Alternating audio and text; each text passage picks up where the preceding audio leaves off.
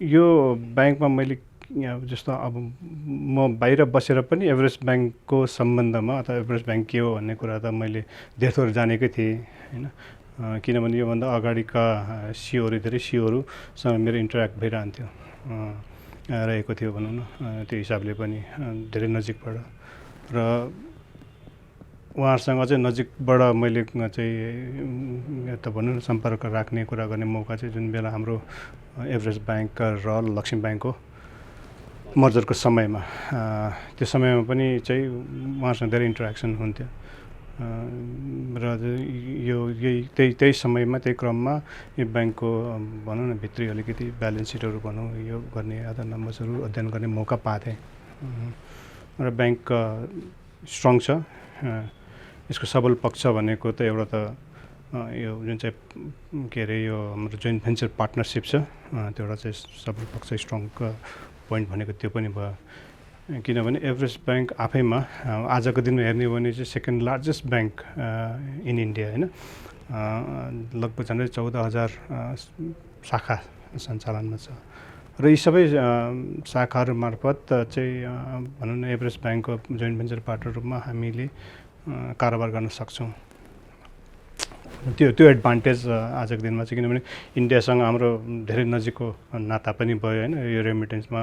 अनि चाहिँ इन्डियामा चाहिँ के अरे त्यहाँबाट हुने आयातको विषयमा भनौँ अथवा त्यहाँबाट आउने रेमिटेन्सको विषयमा भनौँ नेपालमा आउने सम्पूर्ण कामको लागि र त्यो हिसाबले अहिले हाम्रो एभरेस्ट ब्याङ्कको चाहिँ रिप्रेजेन्टेटिभ अफिस सम्पर्क कार्यालय पनि छ दिल्लीमा होइन। यी भए यस्ता यो के अरे एभरेस्ट ब्याङ्कको एउटा चाहिँ पिएनबीसँग भएको। त्यो बाहेक पनि पिएनबीको हकमा त्यहाँ चाहिँ दुईवटा ठुला ट्रेनिङ क्याम्पसहरू छ ब्याङ्किङ सम्बन्धी नै होइन। त्यसमा हामीलाई एक्सेस छ र हाम्रो यहाँबाट हाम्रो यहाँका धेरै सिनियर स्टाफहरूले त्यहाँबाट ट्रेनिङ लिइसकेको छ। धेरै राम्रो ट्रेनिङ ल्याएको छ होइन। र अब अहिलेसम्म हेर्ने हो भने जुन चाहिँ अब भनौँ न एउटा कल्चर एउटा जुन चाहिँ किसिमको सिस्टम एउटा प्रोसेस ब्याङ्कमा एउटा इस्टाब्लिस भनौँ न प्रोसेस छ ती चाहिँ एभरेस्ट ब्याङ्कबाट आएका म्यानेजमेन्टले इस्टाब्लिस गरेको प्रोसेस भए यिनीहरू होइन धेरै राम्रो छ। र ब्याङ्कको ग्रोथ पनि हेर्ने हो भने प्रोग्रेसिभ ग्रोथ यो विगत 2 वर्षलाई नहेर्ने हो भने राम्रो किसिमको प्रगति गरेको छ ब्याङ्कले गरेको थियो र गर्ने क्रममै छ अहिले। त्यो हिसाबले यो अहिले पेन्डेमिकलाई चाहिँ छाड्ने हो भने चाहिँ फर्केर हेर्ने हो भने एभरेस्ट ब्याङ्कको भनौँ न यो चाहिँ 10 भनौँ 8-9 वर्ष अगाडि भने एभरेस्ट ब्याङ्क चाहिँ एउटा के थियो भने यो रिटेल ब्याङ्कमा एउटा अलिकति पायनर भनौँ जस्तो चाहिँ जुन बेलामा चाहिँ होम लोन भन्थ्यो नि घर कर्जाहरू यो अटो लोन गाडीको कर्जामा चाहिँ अघि यो किसिमको प्रडक्टहरू ल्याउनमा यिनीहरू पायनर मानिन्छ कि एभरेस्ट ब्याङ्कलाई। र त्यो किसिमको व्यापार भनौँ अथवा एसएमईहरू भनौँ होइन मा चाहिँ अलिकति स्ट्रङ थियो एभरेस्ट ब्याङ्क। त्यो समयमा त्यो किसिमको व्यापार र यसको अब हामीले अर्को हेर्ने हो भने यसको निक्षेपको पनि हेर्ने हो भने जुन चाहिँ प्रोफाइल थियो चाहिँ कासा एकदमै स्ट्रङ थियो एभरेस्ट ब्याङ्कको होइन। भनेको अलिकति लो कस्टको डिपोजिटहरू यसको चाहिँ धेरै राम्रो थियो र त्यो समयमा जुन किसिमको स्प्रेड भनौँ एभरेस्टले बनाउँथ्यो अथवा बन्थ्यो त्यो तुलना गर्ने हो भने चाहिँ धेरै राम्रो थियो र त्यही हिसाबले नाफा पनि बढी थियो। तर अब क्रमिक रूपमा के भयो त भने चाहिँ अरू पनि अब ब्याङ्किङ कम्पिटिसन पनि बढ्यो। अरू ब्याङ्कहरूले पनि चाहिँ त्यही किसिमको शाखा विस्तारदेखि लिएर व्यापार विस्तार र लेटली हेर्ने हो भने धेरै ब्याङ्कहरूको चाहिँ फोकस नै चाहिँ यो किसिमको एसएमई रिटेलमा नै चाहिँ बढी फोकस भयो। किनभने यसमा चाहिँ अरू कर्पोरेट बिजनेस भन्दा यसमा यिल्ड बढी हुन्छन् होइन। सबैको फोकस त्यसमा पनि भएर अलिकति व्यापार पनि बाँड्यो भनौँ न ब्याङ्कहरू बिच। र त्यो क्रममा त्यो जुन चाहिँ थियो अलिकति अब त्यो पछि एभरेस्ट ब्याङ्कको पनि के भयो भने कर्पोरेटतिर पनि जहाँ चाहिँ अलिकति यिल्ड अलिक कम छ कम्पिटिसन बढी छ त्यहाँ पनि गयो र बिचमा आएर के भयो यो स्प्रेड दर पनि अलिकति निर्देशित भयो राष्ट्र ब्याङ्कले। अब यो भयो क्रमिक रूपमा घटाउँदै लग्यो नि। अब अहिले आएर चाहिँ त्यो 4.4 भने पनि ब्याङ्कहरूको स्प्रेड दर लेस देन 3। अहिले हाम्रो एभरेज ब्याङ्कै हेर्ने भने 3.5 भन्दा कम छ। असार मसान्तमा 3.28 थियो भने आज 3 भन्दा कम छ। यो भने के हो भनेको त यो जुन चाहिँ कम्पिटिसन त्यो अनुसार त्यो स्वयं नै अब घट्दै जाने कुरो भयो क्या त्यो। यो कसैले निर्देशित गर्नु अथवा राष्ट्र ब्याङ्कले यो भन्ने भन्दा पनि के अरे अलिकति लोनको हाम्रो भनौँ न के अरे कर्जाको प्रोफाइल अलिकति परिवर्तन हुने बित्तिकै जहाँ चाहिँ हाम्रो चाप चाहिँ कर्पोरेट लेन्डिङतिर बढी भयो। त्यस्तै अब निर्देशित गर्दा भन्ने मैले भनिहालेँ अघि अब हाइड्रोतिर जहाँ चाहिँ प्राइसिङ अलिकति कम्पिटेटिभ छ होइन, कम दरमै हामीले दिनुपर्ने छ। अहिले चाहिँ एसएमईमा पनि राष्ट्र ब्याङ्कले चाहिँ बेस +2 भन्दा बढी लिनु पाइँदैन भनेको छ, जुन चाहिँ 1 करोडसम्मको कारोबार गर्ने कर्जाहरूमा अथवा बिजनेसमा। अब यो किसिमकोले गर्दा पनि अलिकति चाप चाहिँ भइरहेको छ स्प्रेड दरमा। अब धेरै किसिमको सर्भिस चार्जहरू नमिल्ने नभन्ने त्यो सब सम्पूर्ण कुराहरू चाहिँ रेगुलेटेड भएको अवस्थामा यो हेर्ने हो भने अलि यसो ब्याङ्कहरूको इन्डस्ट्रीमा नै यो अलिक किसिमको चाहिँ प्रेसर चाहिँ छ इन्कममा। त्यसमा अलिकति एभरेज ब्याङ्कको बढी होला त्यो छ होइन। अब यो पनि भयो, अब बिचमा चाहिँ के अलिकति लिक्विडिटीको उतार चढाव पनि हुने होइन। अब अलिकति बढी लिक्विडिटी भएको अवस्थामा चाहिँ र चाहिँ ब्याङ्कले चाहिँ कर्जा विस्तार गर्नु नसकेको अवस्थामा सस्तै दरमा भयो भने पनि बल्क अथवा होलसेल बिजनेसहरू गर्नुपर्ने अवस्था आउन सक्छ। आउँदाखेरि जहाँ चाहिँ स्प्रेड चाहिँ एकदमै थोरै हुन्छ, त्यो किसिमको व्यापार गर्नुपर्ने अवस्थाले पनि यो नेट इन्ट्रेस्ट इन्कममा चाहिँ हाम्रो नेपालमा त्यो रेगुलेटरी रिजाइम चाहिँ एकदमै स्ट्रङ छ यहाँ। त्यो एउटा भयो भने चाहिँ अनि अर्को साथसाथमा कम्पिटिसन र बिचमा के पनि देखियो भने ब्रान्च ब्याङ्करको चाहिँ यो जुन चाहिँ मैले भने अघि रिटेल एसएमई लेन्डिङको लागि चाहिँ जुन किसिमले चाहिँ शाखा विस्तार गर्नुपर्ने अथवा जुन ठाउँमा शाखा हुनुपर्ने त्यो अवस्थामा हामी अलिकति पछि पनि पढ्यो कि त्यो हाम्रो विस्तार भएको थिएन कि।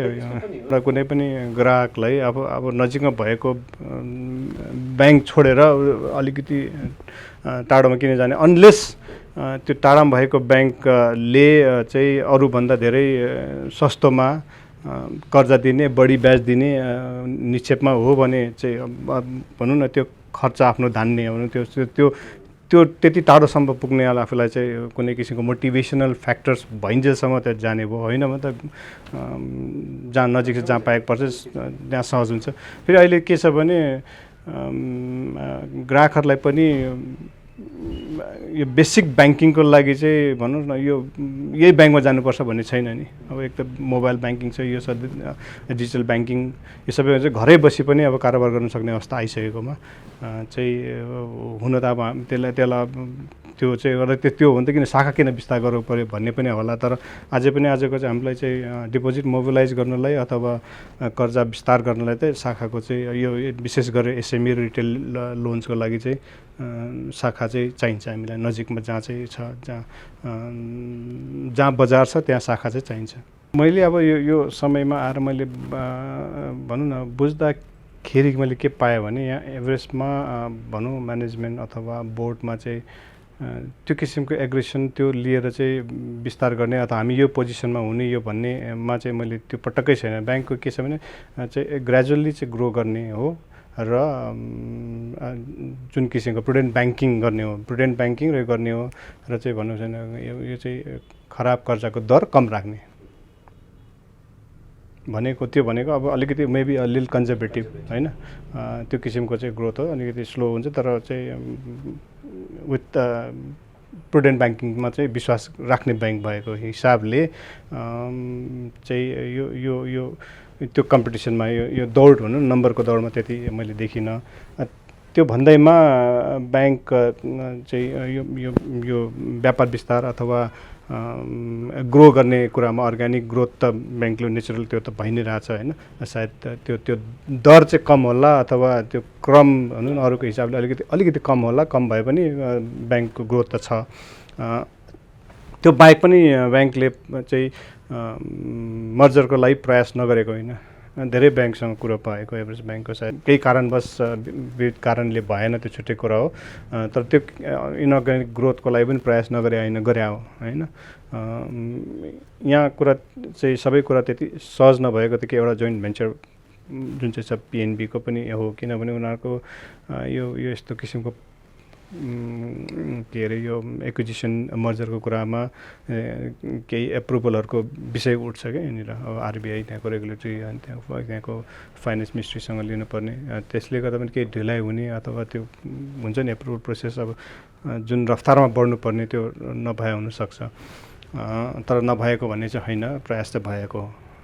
सो ग्रोथमा चाहिँ लिल कन्जर्भेटिभ, बट जुन ग्रोथ चाहिँ छ होइन। अनि त्यो भएर चाहिँ अहिले हाम्रो नि त्योमा त्यो हेर्दाखेरि अब अलिकति हाम्रो भनेको चाहिँ कहीँ कुनै क्षेत्रमा नभए पनि अलिकति ब्याङ्कको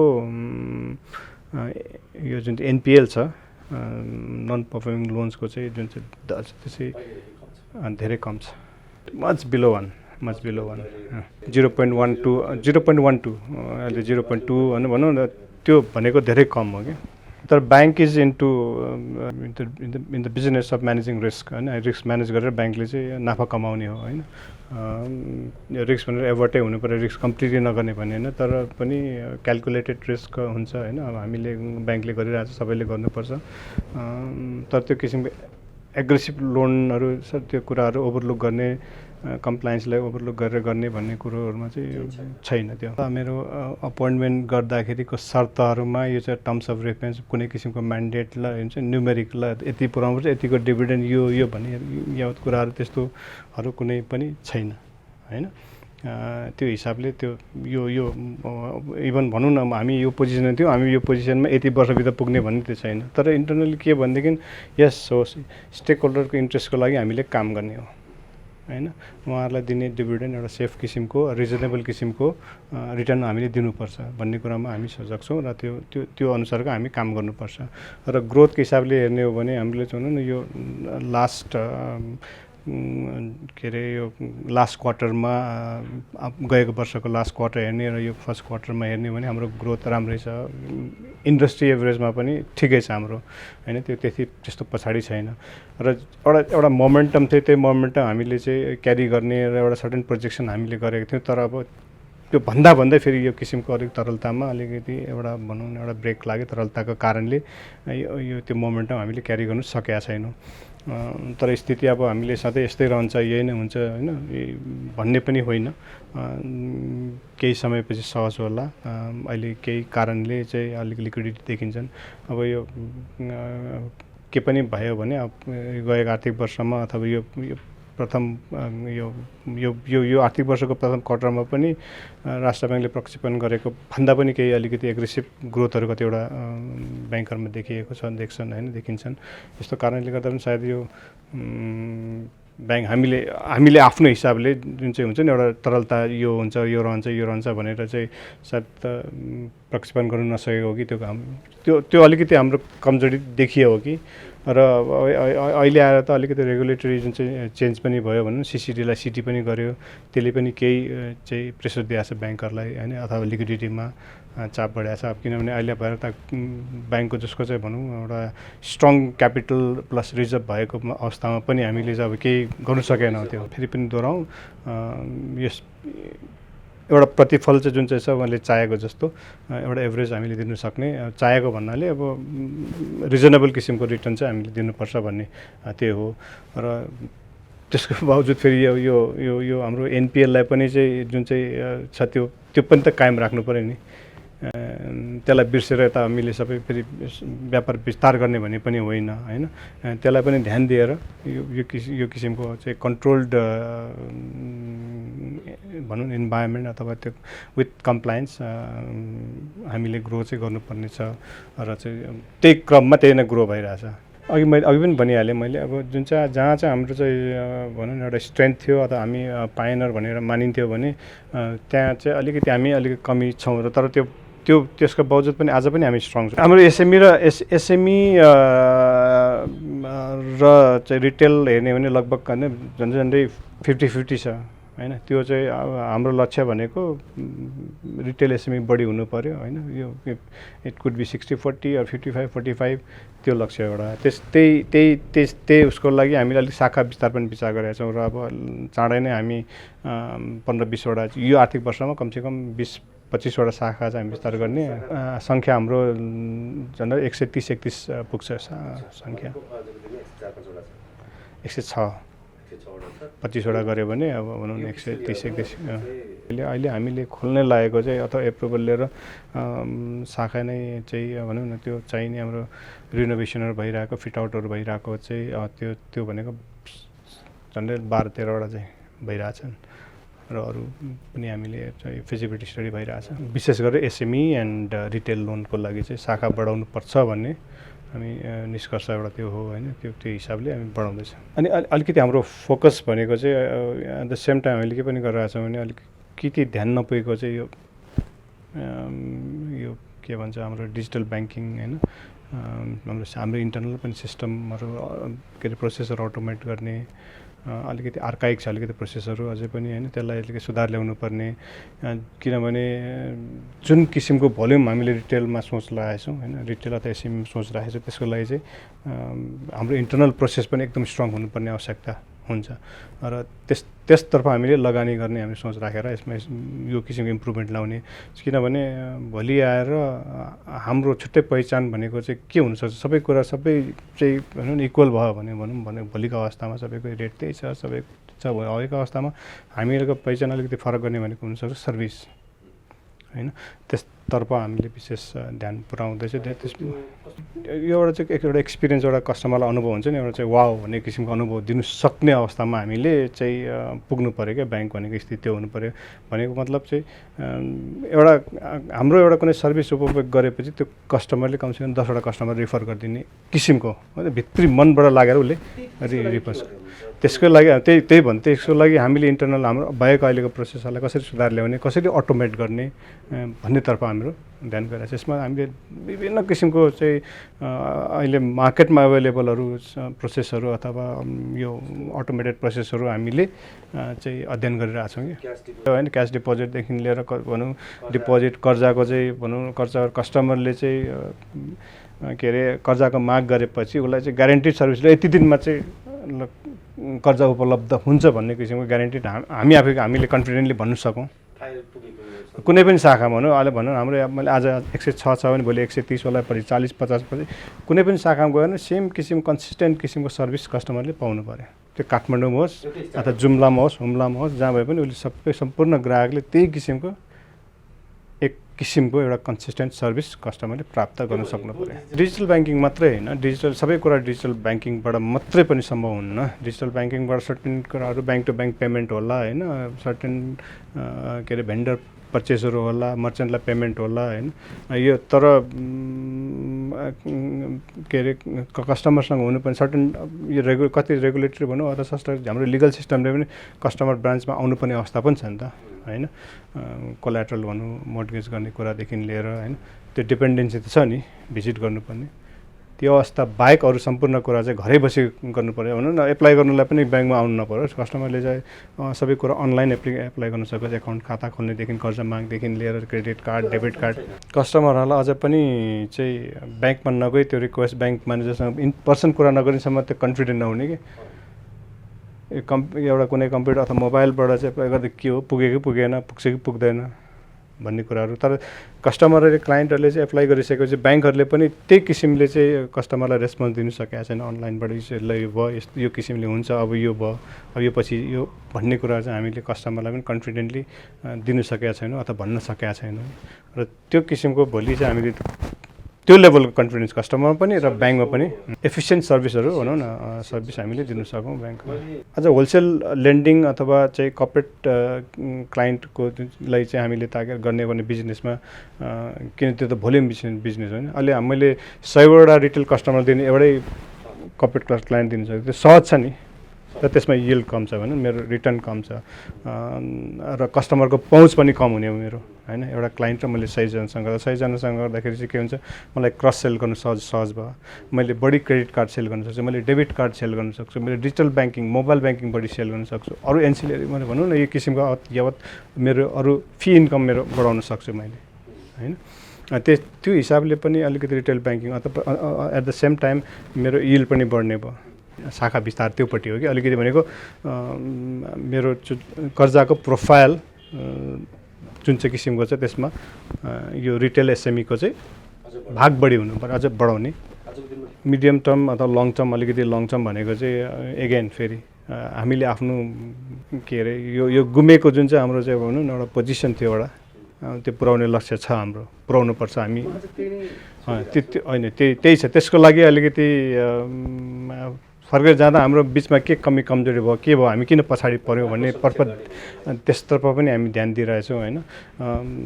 विभिन्न कारणहरू हुनसक्छन्, अब सबै कारणहरू हामीले चाहिँ हेरिरहेछौँ र त्यसलाई अब यसलाई हामीले अब क्रमिक रूपमा यसलाई करेक्सन गरेर जाने र चाँडोभन्दा चाँडो कहिले पुग्न सक्छौँ। अब यो भनेको ओभरनाइट आजको भोलि हुने सम्भावना हुँदैन, किनभने मैले अघि भनिहालेँ नि एउटा हाम्रो के अरे आजको यो परिप्रेक्ष्यमा जुन चाहिँ कम्पिटेटिभ इन्भाइरोमेन्टमा जब मैले भने अघि स्प्रेडको कुरा गर्दा पनि मेरो एनआईको कुरा गर्दा नेट इन्ट्रेस्ट इन्कमको अघि कुरा गरेँ नि होइन, त्यो धेरै घटेर गएको अवस्थामा यसलाई बढाउनु पर्ने के हो, त्यसले बढाउनुलाई के गर्नु पऱ्यो भन्ने कुरा हो नि प्रथम कुरा ब्याङ्कको इन्कमहरू। किनभने हाम्रो इन्कम मेजर इन्कम भनेको त्यो ब्याजबाटै आउँछ नि त होइन, जुन चाहिँ अहिले चाहिँ भनौँ न त्यो घटिरहेको छ। त्यसलाई अब फेरि क्रमिक रूपमा त्यसलाई चाहिँ घट्ने क्रमलाई रोकेर पहिला त घट्ने क्रमलाई रोक्नु पऱ्यो, त्यो पछि बढाउन लानु पऱ्यो नि। अनि यसमा चाहिँ फर्मुला भन्दा यसमा चाहिँ के, यसमा चाहिँ अब यही नै फर्मुला भन्ने भन्दा पनि एक त अघि मैले भनिहालेँ अलिकति हाम्रो लोनको प्रोफाइलिङ अलिकति कर्जाको अलिकति चेन्ज गर्नुपर्छ, त्यो चेन्ज गर्ने हो। र के अरे त्यो किसिमको ब्याङ्कहरूले चाहिँ एउटा सञ्चालनमा गर्ने क्रममा अलिकति डेस्परेसन पनि हुनु भएन कि चाहिँ जति पनि ब्याज दरमा ब्याङ्कले चाहिँ लोन दिनुपर्छ भन्ने अवस्थाबाट अलिकति यस्तोमा अलिकति विचलित नहुने। अब रिजनेबल किसिमको इन्कमको लागि कति हो त मेरो ब्याज दर भन्ने अलिकति गर्नु सक्नु पऱ्यो र त्यो स्ट्यान्ड दिनु सक्नुपर्ने पर्छ ब्याङ्करले र चाहिँ हामीले पनि लिनुपर्छ। र त्यसले अलिकति यति नै वर्ष यो नै भनेर चाहिँ तोकेको छैन। मैले अब भित्रीबाट मैले लिनु र एउटा लागेको कुरा भन्दा चाँडोभन्दा चाँडो होइन, चाँडोभन्दा चाँडो त्यही त चाँडोभन्दा चाँडो भनेको त पहिलो कार्यकालै हो नि त। पहिलो भन्दा कार्यकाललाई चाँडोभन्दा चाँडो भनेको त्यो गर्ने हो, एउटा प्रयास हुन्छ नै हुन्छ होइन। तर अब यसलाई एउटा हुन्छ नि एउटा चाहिँ एउटा सर्टेन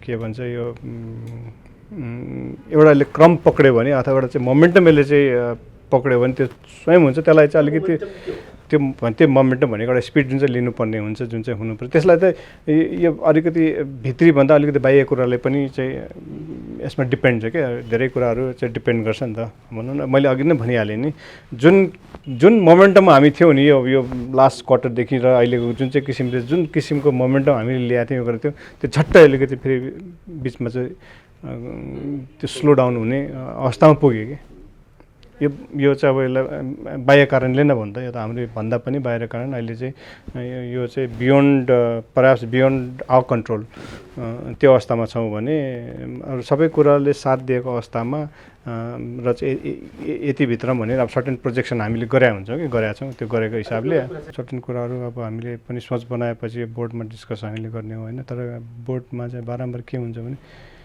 यो व्यापार बढाउनलाई हतार नगर्नु भन्ने हुन्छ नि। हामी एक किसिमले हतार गर्नुहुन्न, धेरै कुराको ख्याल गर्नुपर्छ। अफकोर्स त्यो भनेको प्रुडेन्ट ब्याङ्किङ गरेर जाने हो होइन, त्यो क्रम भनेको अलिक स्लो नै हुन्छ है। जुन रूपमा चाहिँ जुन किसिमको मार्केटमा एग्रेसन देखिन्छ नि ब्याङ्कहरूमा, त्यो लेभलको सायद हामी एभरेज ब्याङ्कबाट पहिले पनि थिएन र पछि पनि भविष्यमा पनि त्यस्तो किसिमको एग्रेसन हामी देखाउँदैन। हामी अलिकति हाम्रो मुभहरू अलिकति क्यालकुलेटेड नै हुन्छ होइन। त्यस हिसाबले अलिकति यो क्रम भनेको यो भने नि सर्ट टर्म होइन, लङ टर्म हो। र यो कार्यकाल यति नै भनेर चाहिँ निश्चित हामीले भन्दा पनि यसलाई चाहिँ एउटा चाहिँ एउटा भने नि एउटा चाहिँ एउटा स्पिडमा लाने हो। त्यो स्पिड होइन, त्यही त त्यो भनेर अहिले यति नै भनेर म यसरी यो लेखेर अथवा बोलेर भन्नुभन्दा पनि अब देखेर जाउँ र भनौँ न यो अब अर्को नेक्स्ट क्वार्टर हामीले सायद केही किसिमको रिजल्टहरू आउँदै जान्छ, हुँदै जान्छ होइन। अब यो त के छ भने यो रिजल्टको के हुन्छ नि एभ्री टाइम हामीले पनि बोर्डमा अथवा कसैलाई प्रेजेन्ट गर्दाखेरि यो एभ्री क्वार्टरको हामी आफै पनि त्यो एनालाइसिस गर्छौँ नि, किन भएन के भनेर। त्यसको के अरे रिजनहरू धेरै हुन्छ, ग्रोथ भए पनि नभए पनि, भएको अवस्थामा पनि नभएको अवस्थामा रिजन्सहरू आफ्नै किसिमको हुन्छ होइन। र तर एट द सेम टाइम भनेको त bank we are into business of making money profit होइन, and give return to good return to the investors, त्यही नै हो नि प्राथमिकता त। र अब हामीले त्यो मैले जुन यो भन्दै गर्दा चाहिँ एक त मैले अघि पनि भने रिजनेबल रिटर्न दिने हो, साथसाथमा अलिकति हाम्रो गुमेको साख अर्थात् पोजिसन हामीले रिगेन गर्ने पनि छ होइन। त्यो सम्पूर्ण कुरालाई ध्यान दिएर चाहिँ र at the same time prudent banking पनि गर्नु छ। पुरानै शैलीले पनि नपुग्ने होइन, पुगिन्छ एक न दिन हुन्छ नि। यो हामीमा यो भनेकै अब त्यो होइन, ठिक त्यही त भने यति निश्चित समय भने हामीले कुनै मैले समय तोक्नुभन्दा पनि तोकेर पनि मैले गएको छैन, तोक्नुभन्दा पनि यो प्रयास हो। र चाहिँ एज प्लान्ड हामीले ग्रो गर्ने हो भने चाँडै नै हुन्छ भनेर मैले अब त्यही हुने, चाँडै भनेको 1 वर्ष पनि हुनसक्छ, 2 वर्ष हुन्छ, 5 वर्ष पनि हुनसक्छ। अब त्यो भनेको चाहिँ धेरै कुरामा चाहिँ यसमा चाहिँ भनौँ न डिपेन्ड गर्नुपर्ने अवस्था छ कि आजको दिनमा होइन। त्यो रिजनले पनि समय अवधि भनेको यति तोक्ने अवस्था भएन कि, र तोकिया पनि छैन, र चाहिँ बोर्डले पनि एक्सपेक्ट गरेको छैन यसरी भनेर। तर अब एक किसिमले जुन चाहिँ प्रोजेक्सन हामीले गरेका छौँ त्यो अनुरूप होइन के अरे they are happy and I think त्यो त्यसरी नै प्रोग्रेस गऱ्यो भने नै। अब सर्टेन कुराहरू अब मैले खुलेर यो गरेर किनभने सर्टेन होला स्ट्राटेजीहरू यो पब्लिकमा ल्याउने यो गर्ने भन्ने हुँदैन कि, हुन्न होइन। अब यो मोडालिटी यो भने, तर यस अब हामीले गर्ने ब्याङ्कले गर्ने के हो सर्टेन कुराहरू बेसिक कुराहरू छ नि। अहिले सर्ट टर्मलाई के हामीले गरिरहेछौँ भन्ने कुरा त हामीले सेयर गरिहाल्यो नि। भन्दै राष्ट्र ब्याङ्कको के छ त उद्देश्य अथवा उसको लक्ष्य भनेको बिग मर्जरको पनि छ होइन। त्यो मैले अब पोजिसनको कुरा गर्दा भोलि आएर चाहिँ अरू भनौँ न यो किसिमको इनअर्ग्यानिक ग्रोथबाट ब्याङ्कहरू धेरै ठुलो हुन सक्छन् होइन। हामी अन्तिममा पनि पर्न सक्छौँ यदि हामी कसैसँग मर्जर भएन भने अवस्थामा। र अब त्यो अवस्था पनि नहोला, किनभने हामीले अर्ग्यानिकली ग्रो गर्नु सकेन भने इनअर्ग्यानिक ग्रोथको पनि अप्सन त हामीले खुला राख्नु त पऱ्यो नि। भनेको मर्जर पनि त हामीले एक्विजिसन पनि त खुला राख्नु पऱ्यो, राख्छौँ नि होइन। अहिले मैले जुन चाहिँ पनि भनिरहेको छु, अहिले चाहिँ मैले चाहिँ आजको अहिले विदाउट मर्जर मैले चाहिँ गरिरहेको छु कि।